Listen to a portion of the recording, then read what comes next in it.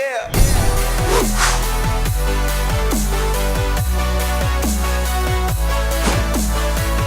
Welcome back to the Gridiron Expert, bringing you some of the best college football news, predictions, and analysis.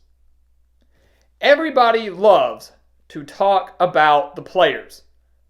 The great quarterbacks in Joe Burrow and Trevor Lawrence, Jamar Chase, Travis Etienne, and every other phenomenal player for Clemson and LSU, who on Monday night will be meeting down in New Orleans for the national championship. But what about the coaches?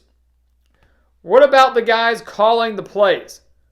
What about the guys who recruit these phenomenal athletes? The guys who lead their teams into battle every single week, no matter what the circumstances are. Today we're going to take a look at Dabo Swinney and Ed Orgeron, the two head coaches at Clemson and LSU, the two kings of the jungle in each of their respective Death Valleys.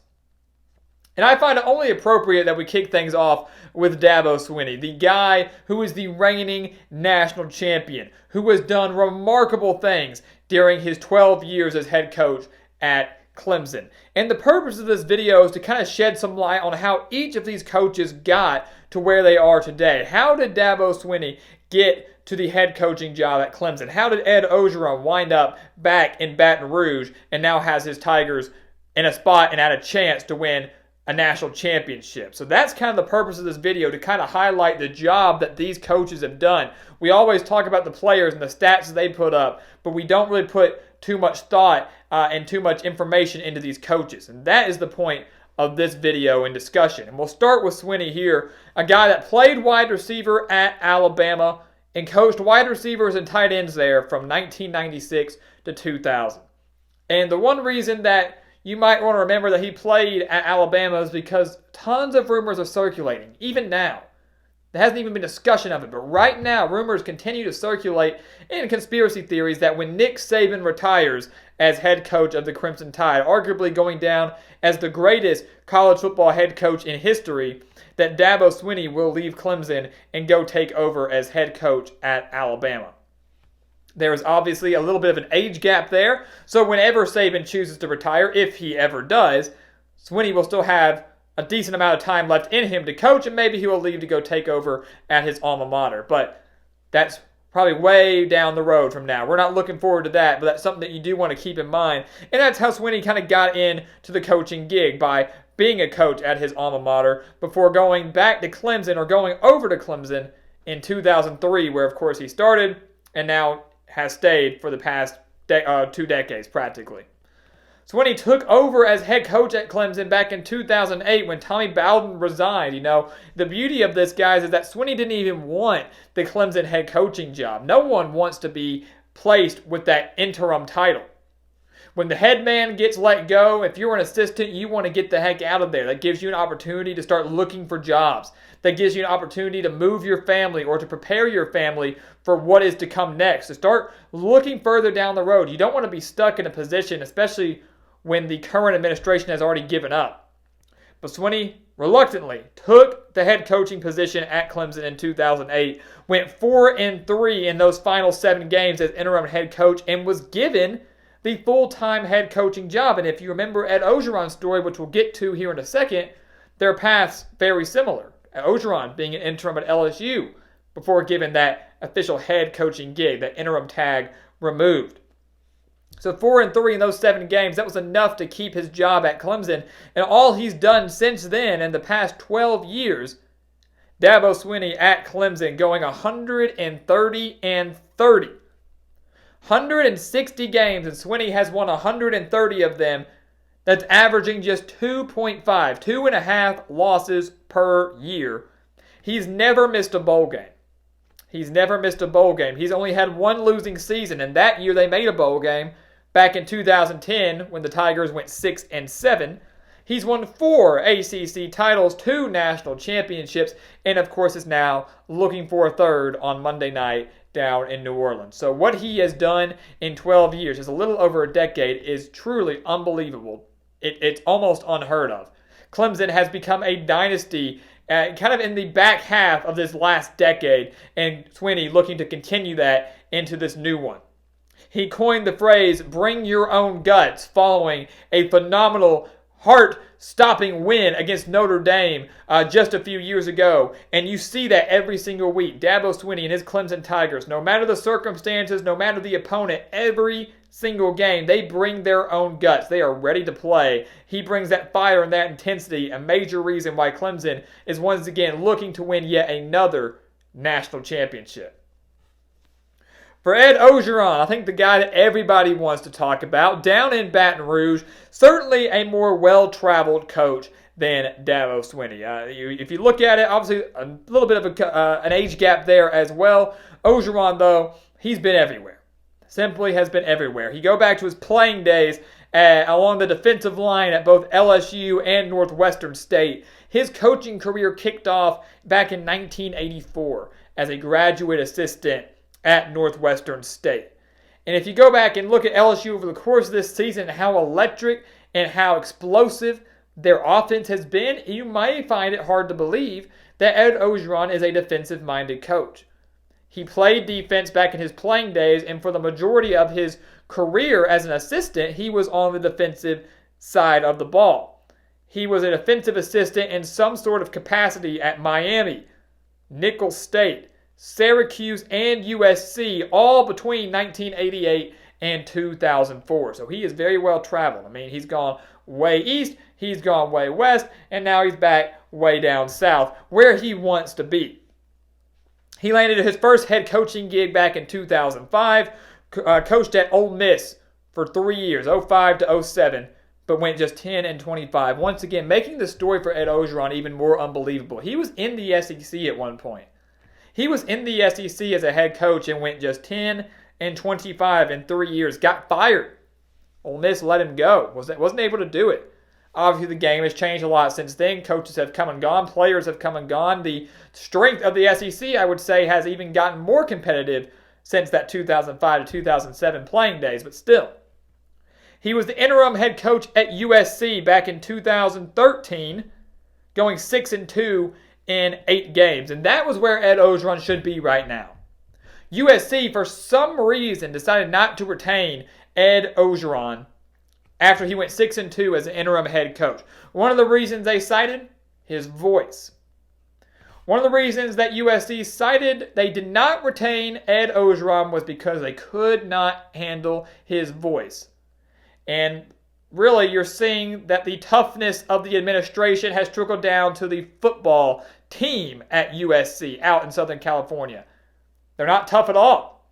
It's pitiful. You should never not hire somebody or not retain somebody because of their voice or because of something like that they can't help. If anything, that makes Ed Orgeron even more of an idol, even more of just this great piece of media and great guy to watch for because of the way how entertaining he is with his voice and the passion and the intensity that he has, that Cajun-like voice that he has from LSU down in the South. And USC not retaining him was a major mistake, as you've watched the state of USC football continue to go on a downward trend since 2013. He got back on his feet, though, once again, same exact record as an interim head coach. 2016 at LSU, they get rid of Les Miles early in the season. Longtime head coach with winning championships, or at least won one at LSU. They get rid of Les Miles.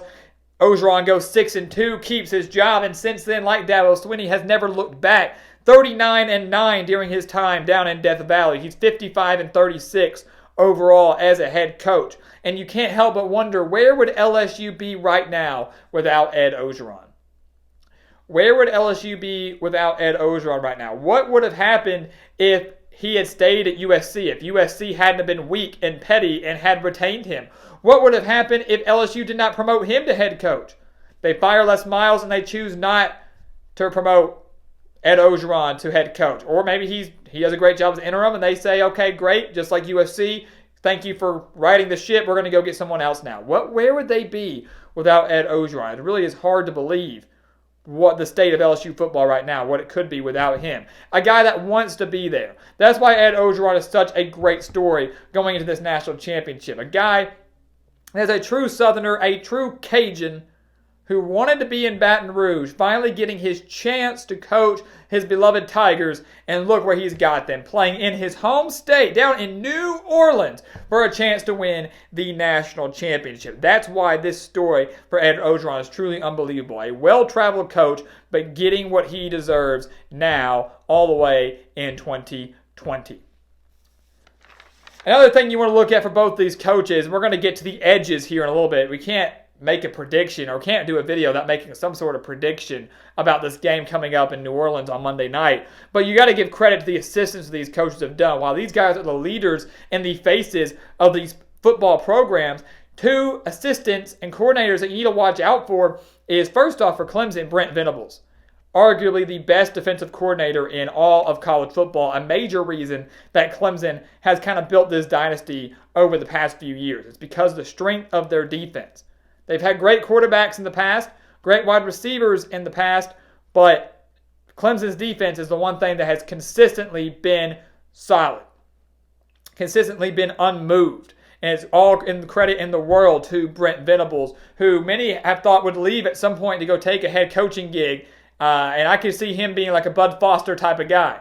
A guy who always has a top defense in the SEC or ACC, sometimes all the way up as top in the country. And he's winning championships. Why would you leave to become a head coach?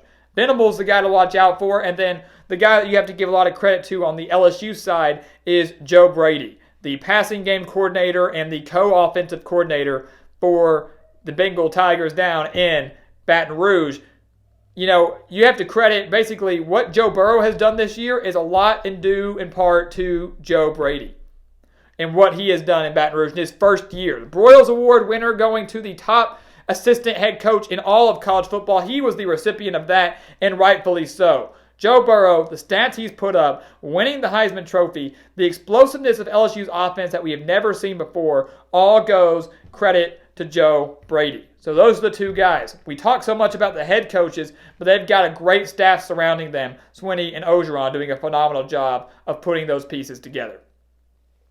So coming into this national championship, who maybe has a slight coaching edge? Remember, just because you have a coaching edge does not mean that you're going to have an edge out on the field. Just because you have a coaching edge does not mean that you're going to win the game. We've seen it all the time. Nick Saban has lost. And I guarantee you Nick Saban has had a coaching edge in many of the games he has played in. Bill Belichick just lost last week to the Tennessee Titans in the NFL playoffs. I guarantee he had a coaching edge when it comes to experience. Patriots couldn't get the job done. So it does happen. Both coaches here do not lack passion and do not lack energy. Swinney and Orgeron bring that every single day, whether it's in the offseason, whether it's a game against an FCS opponent, or whether it's this national championship game. These coaches are going to bring the heat and bring the energy. They love their teams, they love their states, they love their programs, and that's not going to change. They don't lack there. But I will say that probably Clemson with Dabo Swinney owns the experience and the slight edge coaching here, especially on the defensive side of the ball with BRENT Venables. But just because Clemson has been in this situation before, they have played in the college football playoff so many times before, have won national championships before, looking for their third on Monday night. So I would give the slight coaching edge to the Clemson Tigers out in South Carolina. But once again, these coaches cannot go out and play the game.